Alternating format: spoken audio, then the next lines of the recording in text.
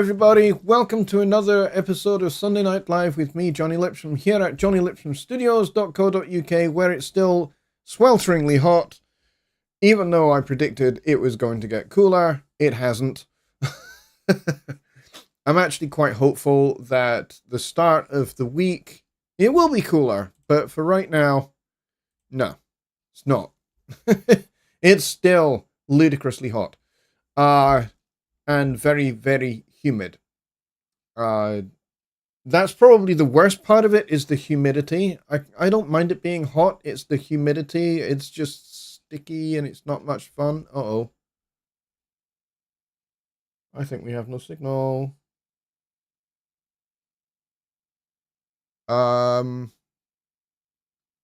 Did we lose signal there for a second? Yeah, it kind of looks like we have no connection. It says no data. What the hell?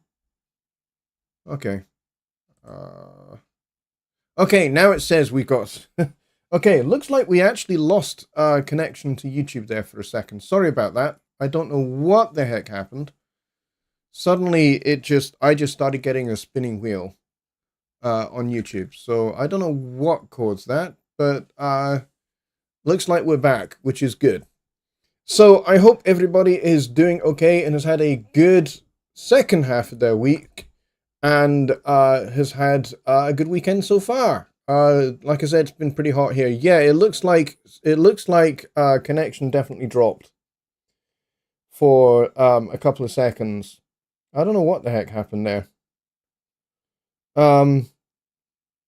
Interestingly enough, though, the OBS is saying that we didn't have any drop frames, so sending to YouTube was working just fine. It looks like it was a YouTube thing.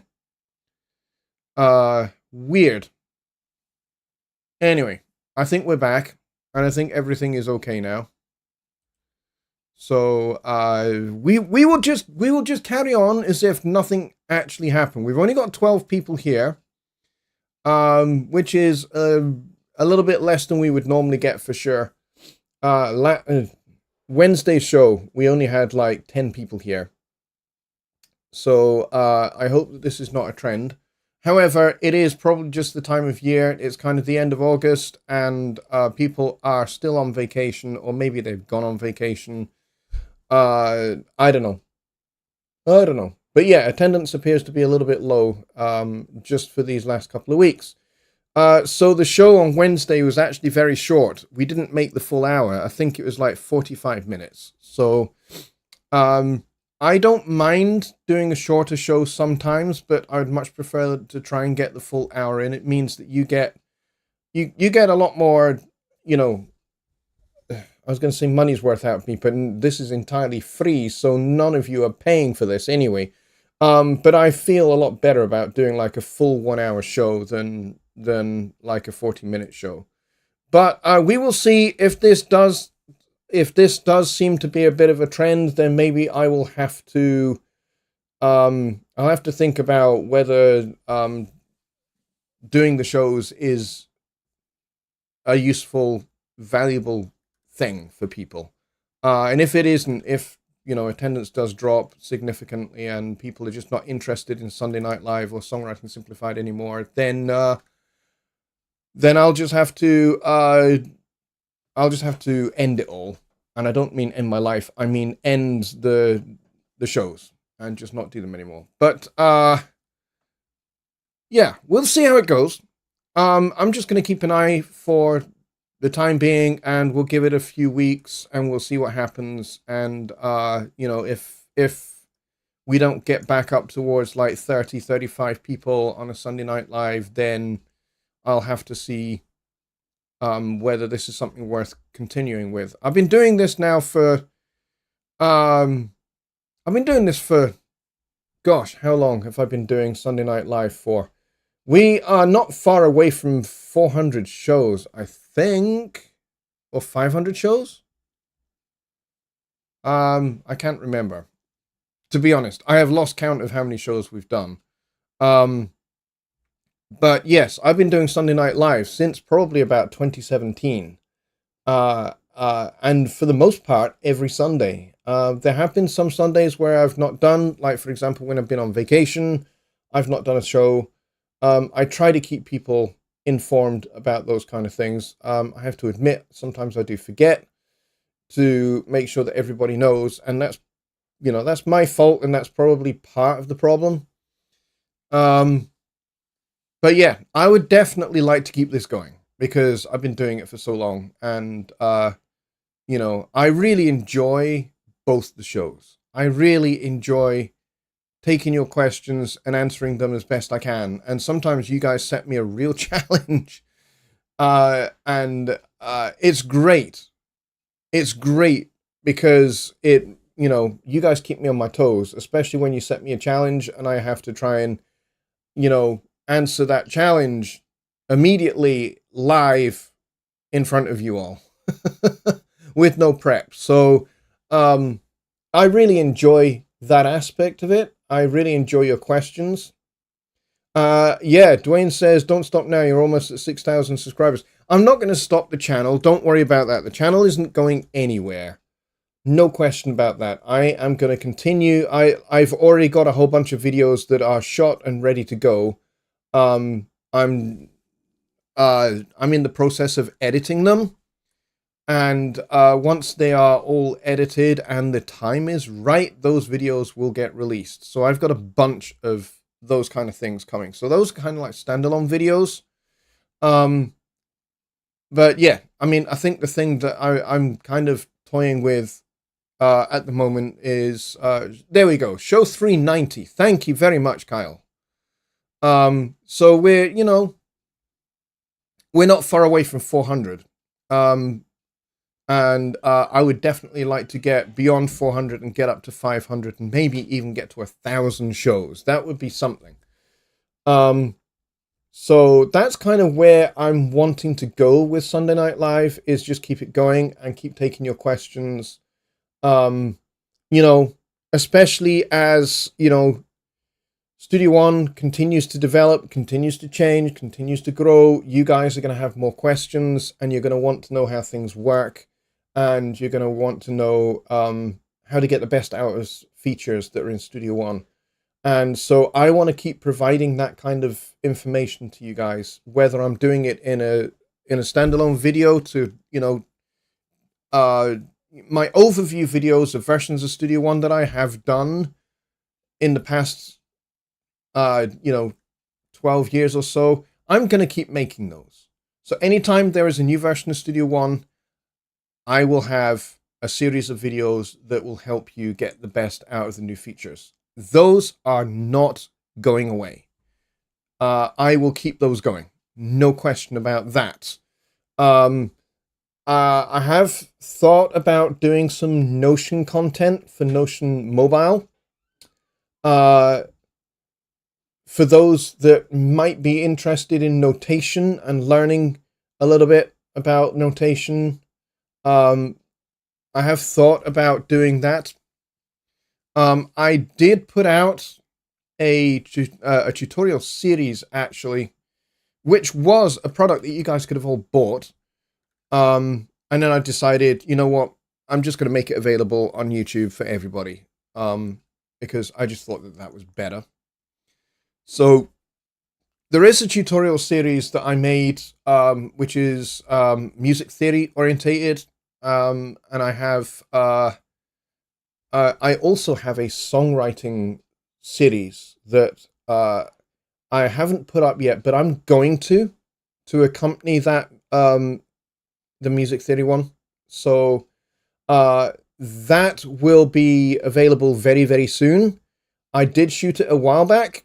So when you see that video series, you'll see that it is in my old studio. But it's going to get repackaged a little bit and re-edited, and then it's going to get put up.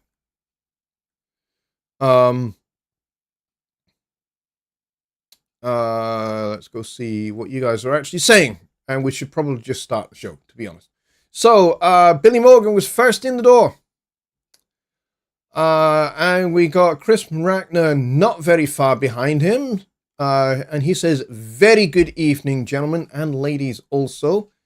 That is awesome. I love that. That's really nice, polite, positive. It's great. He also says, before it gets too crowded in here, I finally got my new Korg PA5X yesterday. Seems like it took forever. It fits very well into his setup. Awesome. Well, that's great news, Chris, because I knew that you were waiting for that. You've been waiting for that for a wee while, and it's been taking a wee while to get to you. So I'm glad you have it, and I would love to know what you think of it, actually. Once you start, using it in your setup, and I would love to know what your thoughts are on it, and whether you would recommend it to this audience, perhaps. So please do let us know what you think. I'd be very interested. Let's see. Goldberg is here from Salzburg, which means it's good grief, 1:15 in the morning for you crazy person. But I'm glad you're here. Tony Stringer is in Cyprus, where he is an hour further away, actually, from Salzburg, and it is 2 a.m. for Tony there. So, Tony, you are seriously hardcore devoted, and I thank you very much. I'm glad you're here at 2 o'clock in the morning. Enjoy your time in Cyprus. Cyprus is gorgeous. I love Cyprus. It's one of my favorite places on the planet. I'll be honest. Let's see. Kyle Traduziak, of course, is here as well. He says, update your picture to reflect your wise old professor look. Oh, yeah. I remember that profile picture. Yeah. That picture actually predates AI. And basically, it's a mock-up that I made where I made myself look like a musicology professor in the 1960s, which actually is not too terribly far away from the truth, because I have been a musicology professor at university. That is definitely something I have done for a period in my life. I don't teach musicology anymore, but I do teach composition to undergraduate students at Napier University. Which is very, very cool. I enjoy doing that. It's something that I do aside from my main gig, which is Presonus, working for them. Love my day job. It's great, but I also love the opportunity to also go into the university and do some lecturing on composition, orchestration, that kind of stuff. I love doing that. And I do still have the jacket, and that's got the shoulder patches, elbow patches even. I still have that jacket. Unfortunately, I don't have the hair with which to do the side parting anymore, unfortunately. I would probably have to get a wig to do that. But yeah, that would be hilarious to turn up in front of my students wearing, the shirt, the really, really thin tie, and that particular jacket, and yeah, that would be hilarious. And I'd have to, like I said, I'd have to have a wig as well. Let's see. And I don't, if memory serves, I've not worn that jacket in ages. I don't think it's corduroy. I think it's actually wool. It's like fleece, kind of fleecy wool lined kind of jacket, which is not great when you're in a lecture theatre under lights, because you get very, very hot. Who else is here? We got Keith from Radio Talk Trumpet. We got Dave from Pops NY. We got nearly 20 people here now, which is great. This is much more like it. Billy Morgan, I've already mentioned. Bobby Booth is here, and Bobby Booth has been to pretty much every one of the 390 shows that we have done so far. Boris Dancy is here as well. Let's see who else is here. Boris says Jonny Lipsham worth more than twice the price. Yeah, which is great considering the price is 0. So 2 times 0 is still 0, but that's cool. Thank you for that. Chris says everybody needs to send Jonny $50. Chris, that is very, very kind, and that is a lovely thought, and I appreciate that very much. If people want to do that, if people want to hit my PayPal, The PayPal is in the description box below, and you are all welcome to hit that at any time you would like for any amount, even if it is just $2. I'll take $2. It's great. But thank you for your very kind, generous support over the years, folks. I appreciate it immensely. You have no idea. You have no idea how much I value and appreciate your support for doing what I do. This channel exists because of you guys. So, it had a very, very slow start. I mean, it took me a long time to go from 1 subscriber, which was my wife, to 300 subscribers. That took me ages. But then going from 300 to 1,000 didn't really take very long. And then from 1,000 to 2,000, again, was only like 2 years.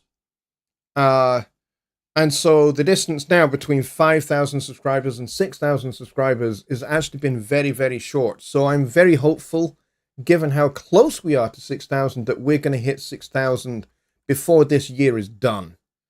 That would be great. I would love to get to 6,000 subscribers by Christmas. So if you guys could help me with that, I would appreciate that a lot. So if you know people for whom this show, this channel, all the other stuff that is on this channel would be of value, please do share the channel with them, share the links to this show, do all of that cool stuff and get them involved and get them interested and get them subscribing. That would be really, really great. And if you're watching and you're not subscribed yet, please do hit the subscribe button down below, select all notifications, and you know what? You'll be able to actually ask me something in the chat. So, let's go see. Love Audio Production is here. He says, it's been a while, Johnny, but hello to you from Devon. Still using Studio One Pro. Swapped out my Studio Live 32SC for a Rodecaster Pro. Then a Go XLR. Now gone back to Behringer X32 Compact. Which is, I think, if I remember right, that's where you started, if I remember correctly. But welcome back. I'm very glad to see you again. Devon is awesome. I used to play county cricket against Devon fairly regularly. And sometimes we won, sometimes we didn't. I think the very last time that I played against Devon, we won spectacularly. It was a 4-day game and we won by an innings and I think 100 and something. So, but yeah. But yes, I'm very glad you're back. Welcome. Let's see. Cleon is here. He says, we appreciate you. Thank you very much. Russell Harris is here. Jay is here. Jay, welcome, my friend. Good to see you. Let's see. And I think I got to the bottom. I think I've gotten to the bottom of the chat, which is awesome. All right, folks. If you have questions regarding Studio One, and you've got questions about mixing, mastering, recording, any of that stuff, please do get your questions in the chat and we can actually make a show of this thing. Because I would like to do the full hour today. And this show relies entirely upon your questions. Kyle says, remember to give JL the finger. Yes, please do hit the old thumbs up button. That helps me out a lot as well. That is another way for people to discover this channel, discover this show for the first time, which continues to help me as well. So if you guys have got questions on Studio One, recording, mixing, mastering, that stuff, then please do get it in the chat. And it would help me out a lot if you start your question with typing at Jonny Lipsham Studios. That would be great. Because then what that does is that highlights my channel name in red, and that helps me to pick out questions from just among the chats. Especially as we've got new people here, or people coming back after a long time. I'm sure this community would love to get to know you guys a bit better. Now, Chris says you still have question left over from 2 weeks ago. Yes, you are right. I need to go find said question. Because I think I did part of it. And then I kind of didn't do the other part of it. So I think the part that I did, if memory serves, was how to create a loop, and how to save it. I think I did that part. Oh no, I did the templates part. That's right. I did the templates part.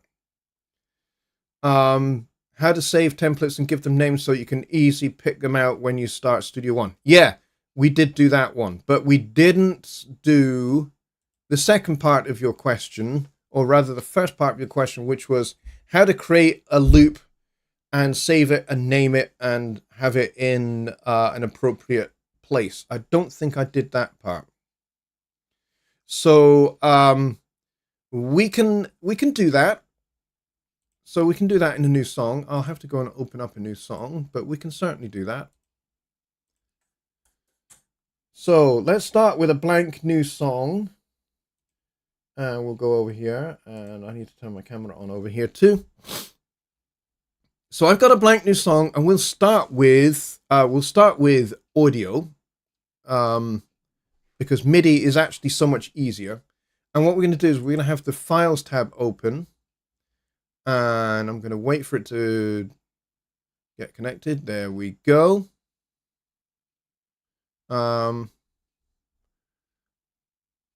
Maybe I actually did this, because I've just spied I've got this Rhodes loop that I did create last week by the look of it. So I did do that one.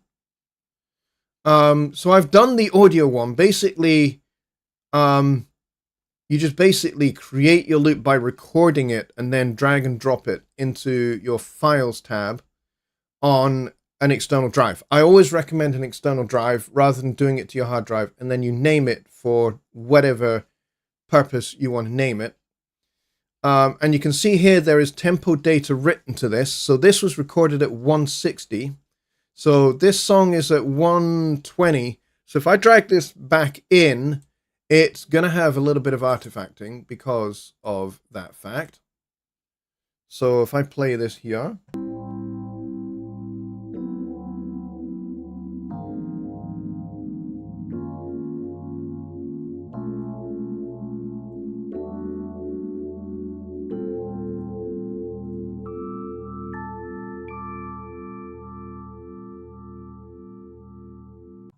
All right, so that is the 8-bar audio loop, although it's a little bit more than 8-bar. But you could basically trim it so you can make it repeatable. So let's figure out if we can do that.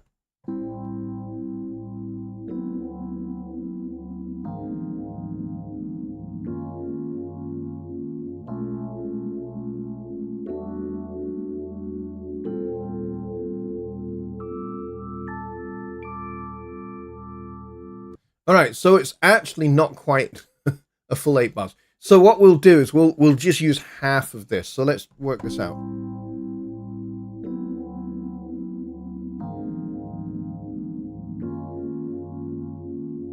Okay, so we will cut it there. So we'll set the cursor on this point here, and we'll just cut that there, and we will get rid of everything else. So now we've got ourselves a 4-bar loop. I know it's not quite the same thing. But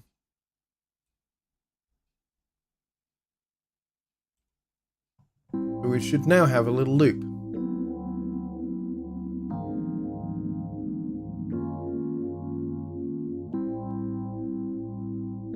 Which we do.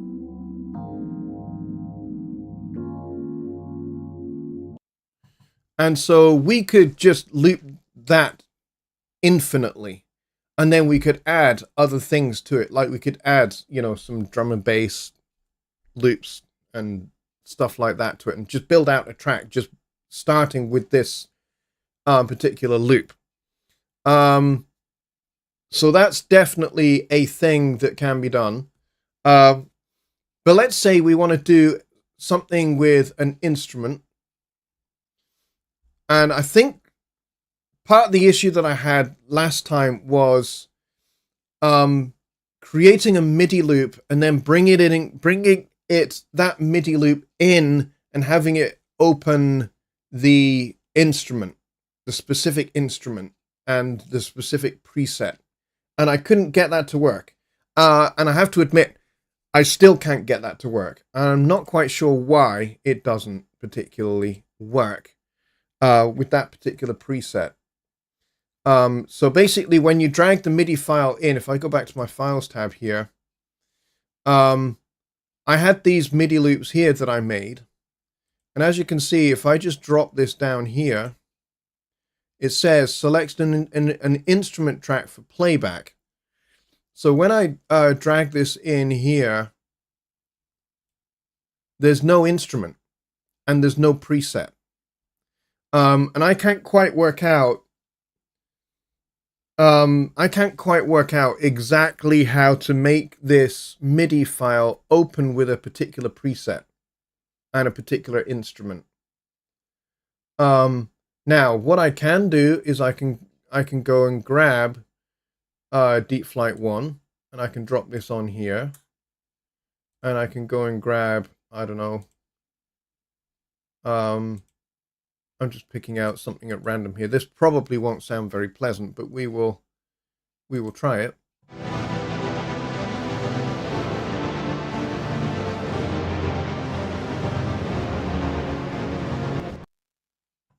Try a different sound.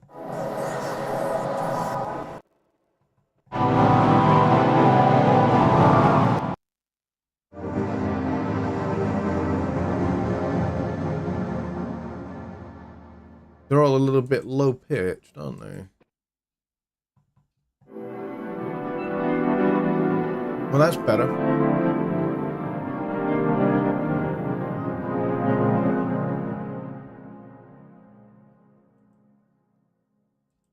But yeah, I can't figure out exactly. There is definitely a way to do it, and I just haven't figured out exactly what it is that I'm missing. I probably need to create a sound set. I don't know. There's some information that I'm missing, and I probably need to reach out to Rich Cresswell, and he will probably have an answer that would help me be able to drag this MIDI loop in and have it open a particular instrument and a particular preset at the same time. But otherwise, yeah, I'm not really 100% sure how to do it. So Chris, yes, I still don't have a complete answer for this. But as soon as I have one, I will do a show where we start with that as soon as I get an answer. And I work out how to do it. I will do a show where we open with this specific thing and I show everybody exactly how to do it. Let's see, what do we have here? Love Audio Production says, struggled with an issue whereby I was pressing record on my mic channel inside Studio One, but it was recording everything and not the mic on its own. I've sorted it out now, but wow, I was frustrated. Well, I'm glad you managed to sort it out. I suspect that maybe you had some routing issue. I'm not 100% sure. Because generally speaking, when you create an audio track, you get to choose the format. Mono, you also get to choose the input. So input left, input right. And then also the output here as well. So if this was a stereo channel, then the input would be left or right, or loopback, or instruments, or outputs, or different tracks. See how this is a little bit different? So it may be that you had a stereo format set, and then you have a bunch more options other than just your left and right inputs, but you also have loopback if your interface supports loopback, which mine does, or you can record the input from a particular instrument track, which is actually a really handy thing to be able to do. So if you want to record MIDI, but then also have it immediately printed to audio at the same time, and then you can just you can disable the instrument track and just have the audio play and save some CPU. This is a good option. Or if you want to print your main out back into Studio One to create a real-time master, you can do that as well. Some people, they like to do audio summing, and so when they do audio summing, they like to have a stereo track that prints their output back into Studio One. So that's a really handy thing to do. And then, of course, you can record the output of one track onto the input of another. Sometimes that's really handy to be able to do as well. So it may be that maybe you selected one of these by mistake, and that's maybe how you did that. Matt Cochran says, how to make a new session start on bar 7, as moving and placing a marker start do the same thing? I think not. You can create a template, and you can set the offset. So let's close all of this, and we go no, and then we create a new one. So we go no, we go blank song. Now it automatically by default starts at bar 1, but you can right click the timeline and you can say offset bar, set bar offset to cursor. Okay, so if I was to set the cursor here, and then if I right click there and set, now you will see that you've got a bunch of negative bar numbers and bar 1 is there. Now, if you open the marker track, you can move the start marker to start at bar 1, and then you can just have that set there, and then there's the end marker. Let's say the end marker is here instead. And then you can set a loop range. So at the moment, my loop range is -4. So let's just set that to 1. And we'll set that there like that. And then what we can do is we can open the macro toolbar. And this is the global toolbar that everybody has. And then you just go zoom to loop. And now, let's just do that again. So now my start marker starts at bar 1 and my timeline starts at bar 1. So the first thing you have to do is you have to set the bar offset. So if you want the bar offset to start on bar 7, so basically bar 1 is bar 7, which is what I've just done there. So you're turning bar 7 into bar 1.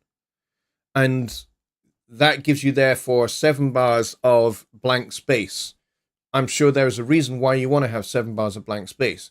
Some people want 2 or 3 bars of blank space, and one of the reasons they want that is because when you start an export mixdown, and let's say you've got a lot of instrument tracks, if everything is starting exactly on bar 1, sometimes you can get the first notes not triggering. If everything starts exactly on bar 1, which is why a lot of people back in the day in older versions of Studio One would basically start their song on bar 2 or on bar 4 or somewhere like that. And of course the timeline didn't have the offset to cursor, which it now does. So you can basically make bar 1 start anywhere you want. You can have it start bar 1 start at bar 100 if you want. That's definitely something that you can do. But you can set that to anywhere you want. Just put the cursor there, right click the timeline and say set offset to cursor, and it'll do that. And then you just move your start marker where you want it. And then you set your loop range. And then you do zoom to loop. And now you are not looking at those empty bar lines, empty bars, those empty negative bars. They're there, as you can see, but you're not looking at them. You're looking at bar 1 to bar 43. And so I can now go ahead and create, I can go ahead and create a bunch of tracks and channels. Close the mixer so it's out of the way. And I've got all my channels all set, ready to work, and I'm starting there at bar 1. Now, the interesting thing to note is that if you are recording and you double tap stop, or you double click on stop, or you press your stop button on your fader port or your Studio Live console or whatever you're using for transport control, if you tap that twice, it may go all the way back to bar 0 instead of bar 1, where you want it to start. But if you've got the start marker placed and you set this up so that it returns to start on stop, then it will go to the start marker. Or it will go to the point in the song where you started play or you started recording. So if you started recording at bar 20 and you do return to start on stop, it will go back to bar 20. So there's a whole bunch of options that you can use. And Kyle says you can enter the offset manually in the song setup. Yes, you can. He is absolutely right. You can go song and you can go song setup. And you go into general and you go to timeline here and you can set this bar offset. See, it says 6 here. So you can offset that if you want to. So if you want it to start at bar 7, type in an offset here of 6. And now you can see that the song is starting at bar 7 and the song ends at bar 49 because that's where I put the end marker. And you can set all of these values to however you want. So when you create your new song, you can undo all of that in the song setup, or you can do it manually just like I did. It's kind of up to you how you want to do it.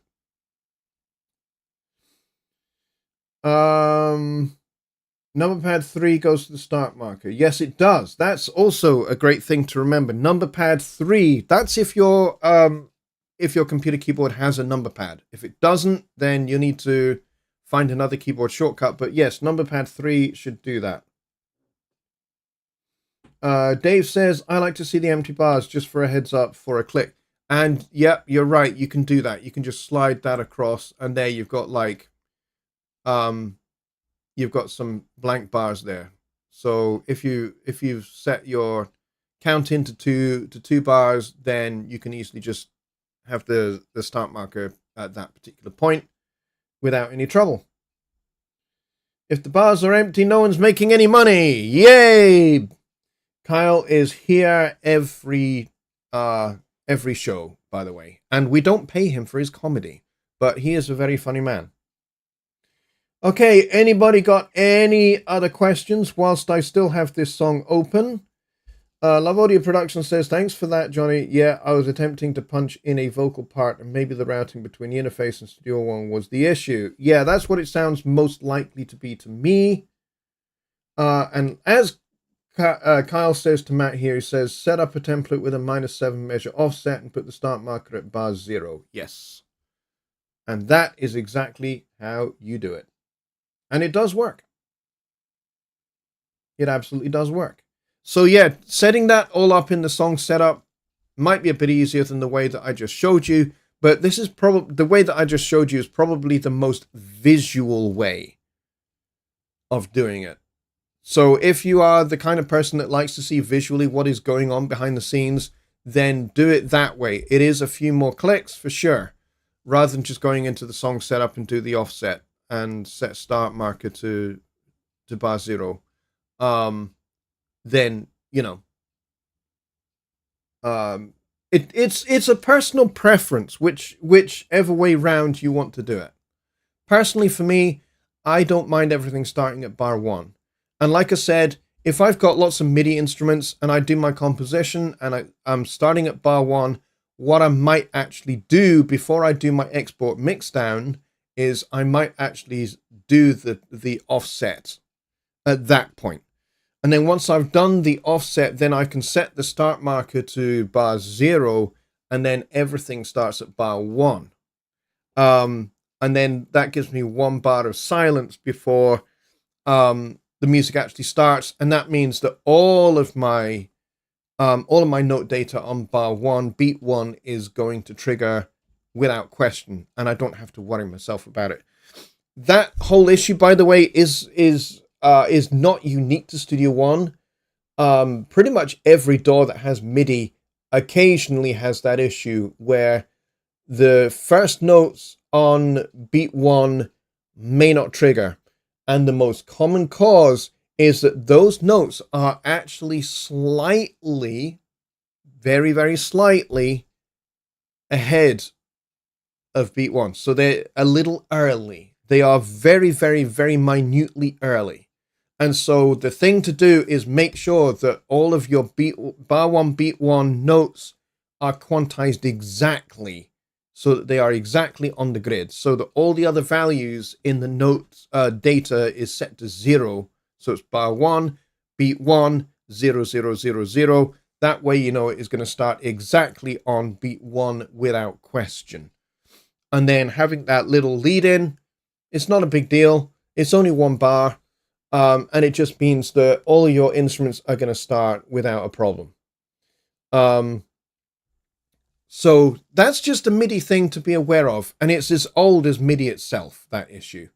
Every DAW has it, and I rather suspect it's something that's actually built into the MIDI specification itself. It's possibly a bug in MIDI itself that does that. So bear that one in mind. I'm going to go back over here and see what you guys are saying. But Matt, that was a terrific question. Thank you for that. I appreciate that one. I'm just going to take a small break to have some fluids because it is very hot in here.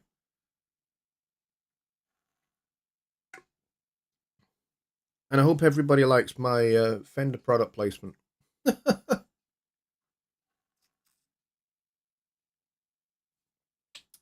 There we go.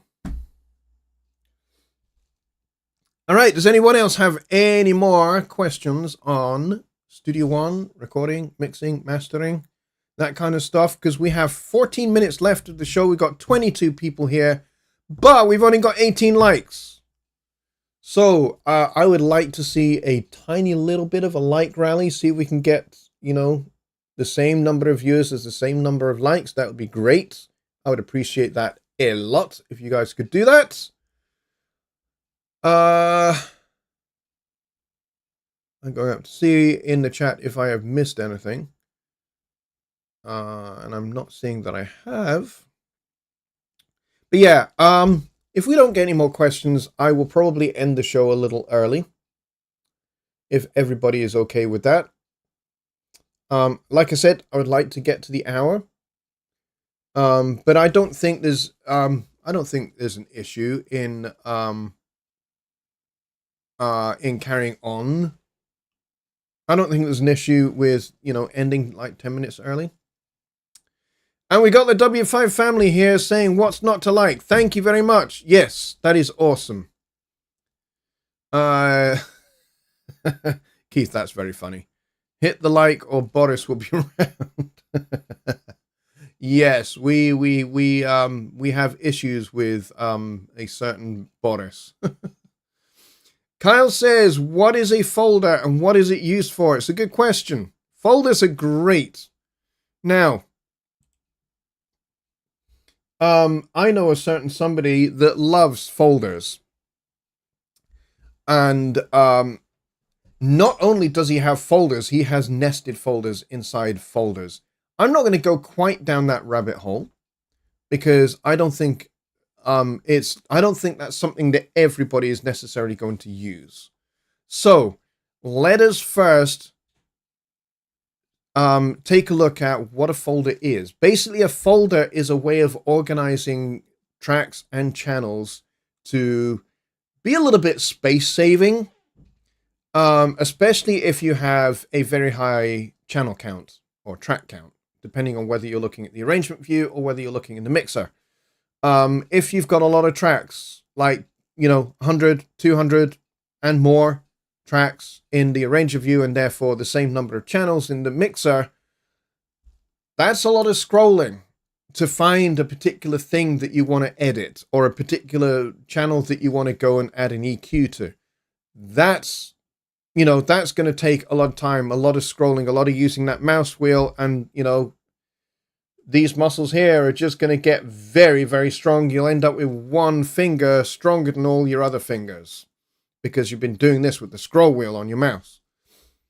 Such a lot. So folders are great for that. And also they can help you visually organize your song. So much easier. So let's say these first 5 tracks here, these first 5 here, let's say these are vocals. So we can right click this and we can go pack folder. And then what that does is all of those are now packed into a folder and it defaults to the folder being closed. So now we have less tracks to look at. Okay. So I can now go and do these next ones. So we'll do these ones here and we'll say that these are guitars perhaps or something. I'm just making shit up, to be honest. And then we're going to go pack folder there. And then we're going to do the rest here as one. And we will go pack folder there as well. So now all my 16 tracks are now 3. So this is visually a lot tidier. And then if I go to the mixer, you'll notice all of these are still unpacked. So how do we fix that if we want to see the same thing? We go up here and we go link expansion of visibility of folder tracks. So I'm going to go doink like that. And make sure this one is selected as well. Link visibility of track list and console. Now, you'll notice the mixer is completely blank. There are no channels. However, if I open a folder, then those channels appear. This is very, very cool because this means I can focus on one particular set of channels at a time. So if I want to dial in my vocals, which is maybe what these are, for example, then I can do all of that processing here, and then I can close the folder and I can move on to the next one, and I can do the processing here, and I can close that one, and then I can do the last set here. So this is just a little 15-channel song, but if I was to multiply this a few times until we get to 250, 300 channels, which in, you know, something that is orchestral or something that is for a film score that requires, you know, a lot of dialogue tracks, as well as instrument tracks, as well as special effects and sound effects tracks as well. You know, that can be hundreds and hundreds of tracks, if not thousands of tracks, actually.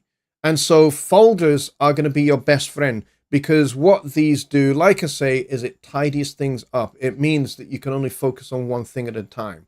Now, if you want to have all 3 folders open at a time, you can certainly do that. So now I've got all 3 folders open, and now our mixer is nice and available. So in something like this, it's only got 15 channels. It's not a big deal. If we had a lot more channels, it would be, you know, there'll be a lot more scrolling involved for sure.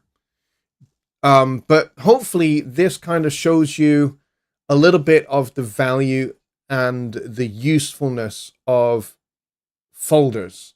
And I don't use them a lot. This is probably the most that I use folders.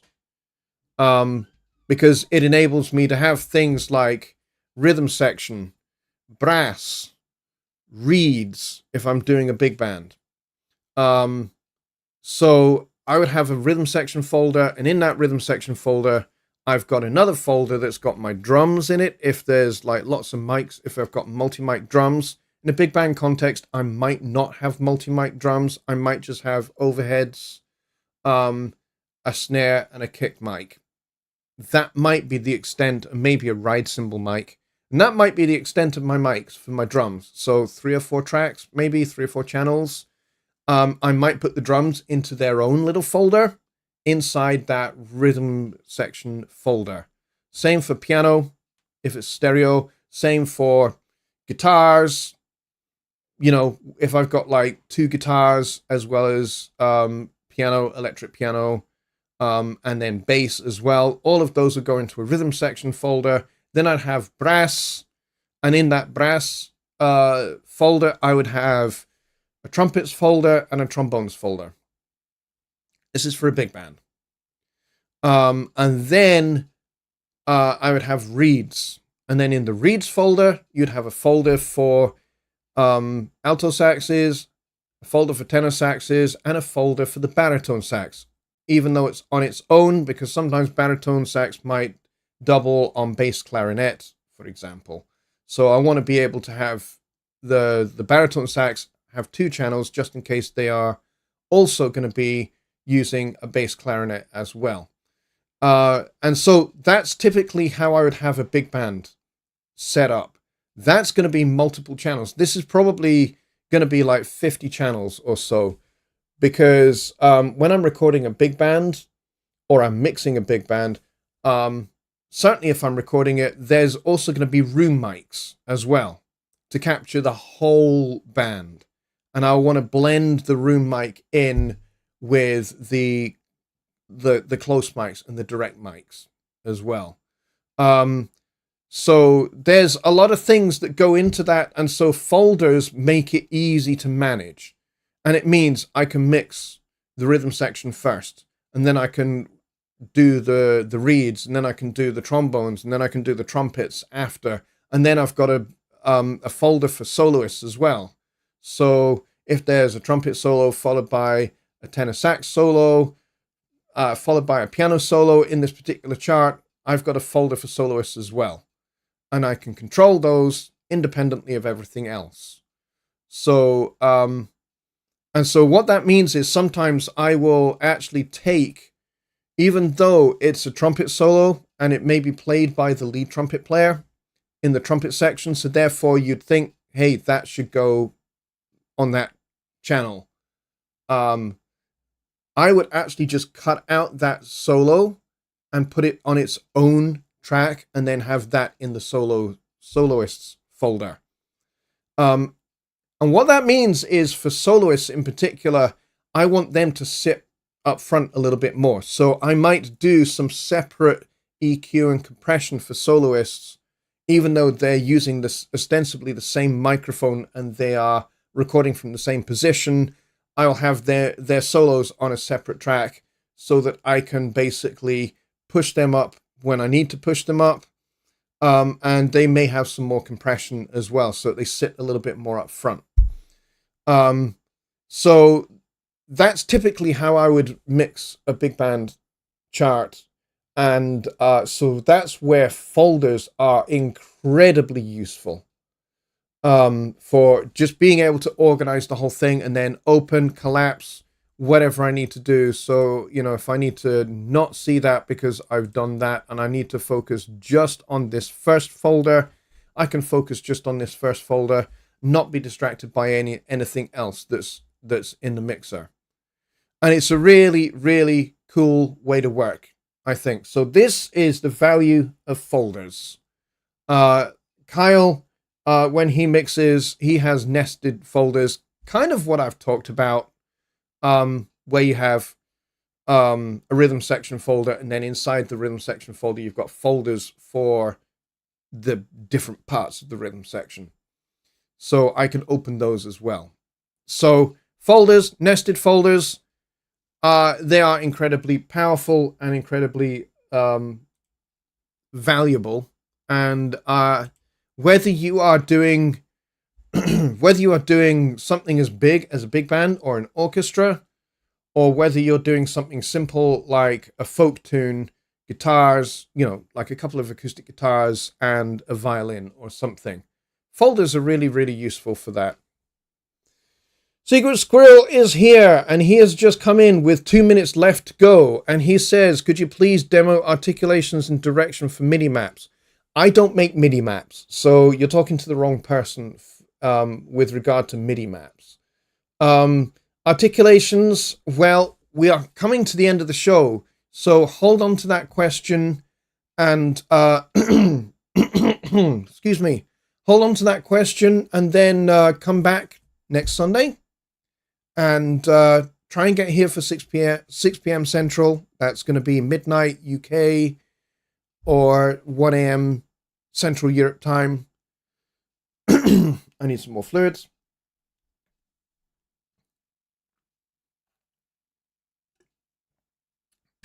And I should be able to then answer that particular question then. Because we're out of time, unfortunately. So I'm sorry about that. All right, folks. As you can hear, I'm starting to lose my voice a little bit, which is not great.